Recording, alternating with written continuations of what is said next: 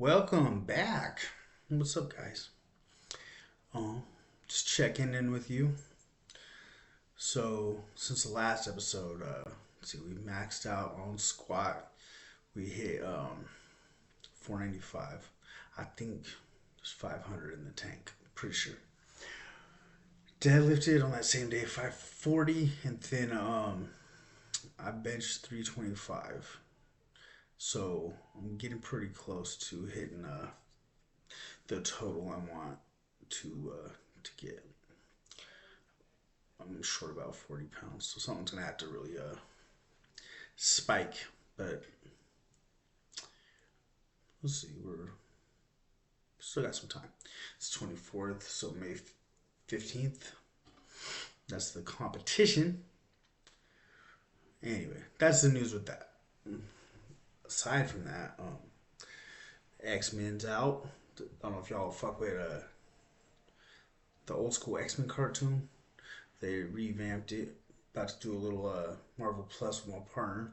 Um, there's a podcast called Marvel Plus. My buddy Brett Scott does where he follows the MCU, and I've been on it many a time. I'm somewhat of a regular guest.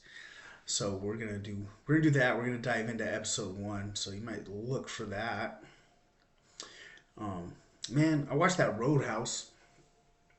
Um, that was kind of I give it like a 6.5 out of 10. It was cool. It was cool to see Conor McGregor dip his little toes into acting. Um, I don't know, man. He wasn't great. Jake Gyllenhaal's he's good in everything he does. I mean, this ain't his first rodeo. He was in Southpaw, right? Yeah, did the Southpaw. He was pretty good in that. It's kind of the same fucking character, to be honest. He's kind of just doing the same thing, but it's not. If you're expecting the original, it's not that. As a standalone movie, it's okay. It's an action movie. It stays pretty violent the whole way through. So if you just want like something dumb to watch, a shredded Jake Gyllenhaal and a beefed up Conor McGregor fight and blow stuff up, it's cool. Not mad that it came out, but it's cool. It was alright, man. Let's see. Mike Tyson, man, versus Jake Paul. I don't know if I really expounded on that, but watching the training videos, like Jake Paul definitely has an air of youth to him. He's fast. He's really fast, but we're talking about Iron Mike, man. Even at 60, I don't know that Jake Paul gets that done. I mean, he's just Mike Tyson's moves so fast and so hits so fucking hard. It's like I don't think that Jake Paul's been up against something like that where he's fought big dudes that know how to punch, but not like not Mike Tyson. I mean, he fought Tyson Fury's little brother and lost to a draw. He beat up some cans, got some wins in the bracket. That's all right. He beat Anderson Silva, which to his credit, not taking nothing away from little Jakey boy. He went from a kid star to he's really just boxing now. He does his social media stuff, his YouTube and that, but primarily he's a boxer. Um, so that's gonna be crazy. That's coming out I think in July on Netflix, June, July, something like that. It's coming out on Netflix to watch for free. And reportedly, what I've seen on the interwebs is that Mike Tyson's getting 20 million and Jake Paul's getting 30 million, which I think is kind of backwards. But who the fuck am I to judge? Anyway, I think this is just another one of those things where we're gonna see it and find out. But and I think it's not even selling on pay per view, which is kind of crazy. But I think it'll get many, many, many views because most people want to watch Mike Tyson knock Jake Paul's block off. I do. I mean, that's why I'm gonna watch. I mean, I didn't watch Jake Paul's last fight. He fights regular boxers, and no one cares. You know, him and Sean Strickland were going back and forth. That was interesting. I don't know if you follow the UFC, but Sean Strickland is the former 185-pound champ. I think that's right. He's a very outspoken, kind of crazy. So he was.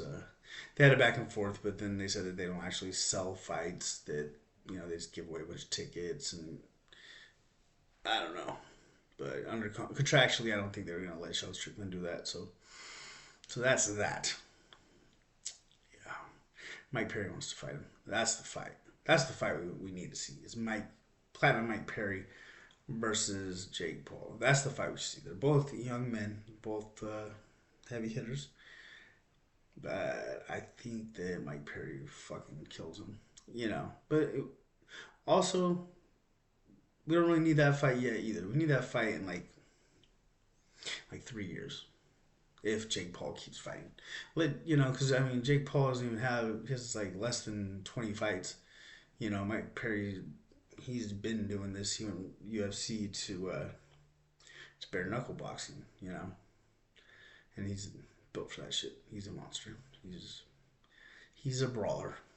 So yeah, but I would like to see that. Maybe let Jake get a couple more fights under his belt though, because I think right now that would be like, you know, a little unfair to Jake. He's not at the level yet where maybe he is. Maybe I don't know what the fuck I'm talking about.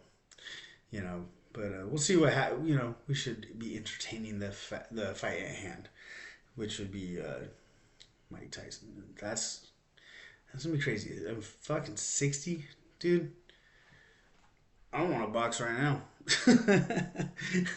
I'm fucking 40. I'm like, yeah, I don't know. Yeah, man. So we're just gonna do a short one, just to give you something. I got a lot of shorts up on my channel. You might check them out. Yeah, some good lifting going on. And I've been training really hard. I got a cold, kind of slowed me down. I'm sick right now. I don't know if you can tell. I'll make it more obvious for you. But yeah, I'm trying not to let things get in the way. I've got a lot of colds, a lot of little injuries. But we're going on.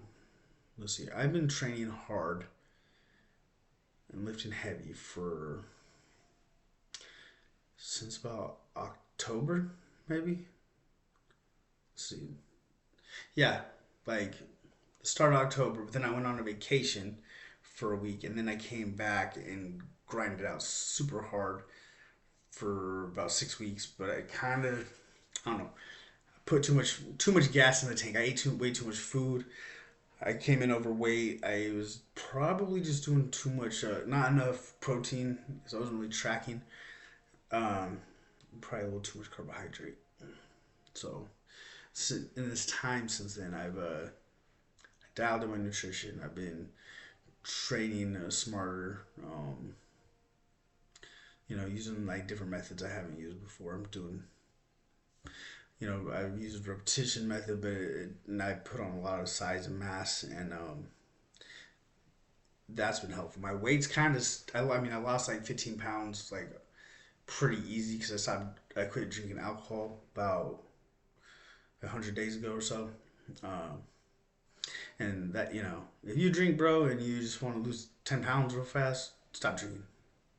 Comes off. My wife quit drinking too. She lost like 20 fucking pounds. It's crazy. Anyway, so from there, we're back on our bullshit. I'm working it. But as the lifts are getting heavier now, and I want to maintain my volume, because I gotta keep myself busy. I'm one of those guys. What I'm doing is like a heavy compound day where I'm doing my squat, my deadlift, and my bench press, and then I'm doing another day corresponding to that. To be like, back for me is always just big rows, big lat pull downs, a lot of bicep curls, a lot of rear delt. But then so I'm just doing a conjugate, but without any variation in the lift. I'm just blasting through, building to a heavy max 1 week, doing doing some some accessory work. But then I'm coming another day and just doing all accessory work with trying to max the accessory work. And I was plateaued out hard on my bench, really bad. I've been in a lot of pain in my shoulders and my elbow. It hasn't been great. And I was just been stuck at 315 for a single. I geared that back, took a day off from any pressing really, and gave that some time and came back and just smashed it out the water. I hit a triple for a 315. Could have done more probably. There's a lot in the tank. I hit 325. Pretty easy, like competition status. So this little deviation I'm doing now I think is smart, but I think if I had to try to train this way the whole time, I don't think it would have been as beneficial because I was not getting the repetitions I needed before to build the mass, the muscle, the hypertrophy phase. Uh, you know, so one day will look a lot more like a bodybuilding day, and within a week, it'll be that same targeted push or pull or legs, and it'll look like a real heavy ass day. Another, and then it'll one will look like bodybuilding, one will look like powerlifting, and that's been kind of helping out. That and just fucking stretching and foam rolling, just the older I get, the more important I realize that is. And maybe that's just something y'all knew this whole time. Probably. I'm kind of a knucklehead. Anywho, I'm gonna wrap it up. I said I'm gonna wrap it up 5 minutes ago. So anyway, that is your regular scheduled program. Yeah. Follow me on the gram. KOLL underscore WIDDA, WIDDA underscore K. And see a lot of my funny little memes and lifting content. And that's probably it. That's about the size of it. Anyway, I hope y'all have a great day and y'all take care.